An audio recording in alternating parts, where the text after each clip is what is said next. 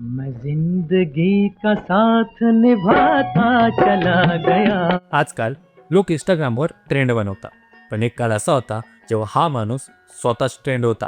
देव आनंद हे फक्त नाव नव्हतं, तो एक संपूर्ण एरा होता आणि एक चालतं फिरतं फॅशन स्टेटमेंटही होतं. आजकाल लोक हेअरस्टाईल, मफलर, जॅकेट्स किंवा लाईफस्टाईल याला कॉपी करतात.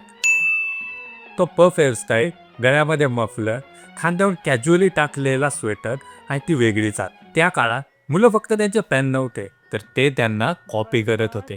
मजेशीर गोष्ट म्हणजे देवानंद साहेब यांना लोक इंडियाचा ग्रेगरी पेक असं म्हणायचे, पण देवानंद साहेबांचं यावर उत्तरच वेगळं असायचं. मी ग्रेगरी पेक नाही, तर मी देवानंद आहे. देवानंद साहेब यांच्याविषयी बॉलिवूडमध्ये एक फेमस लेजंड आहे की देवानंद साहेब यांनी ब्लॅक सूट घातला की मुली अक्षरशः वेड्या व्हायच्या. त्यामुळे काही लोकांनी देवानंद साहेब यांना असाही सल्ला दिला होता की तुम्ही पब्लिकमध्ये ब्लॅक सूट घालून येऊ नका.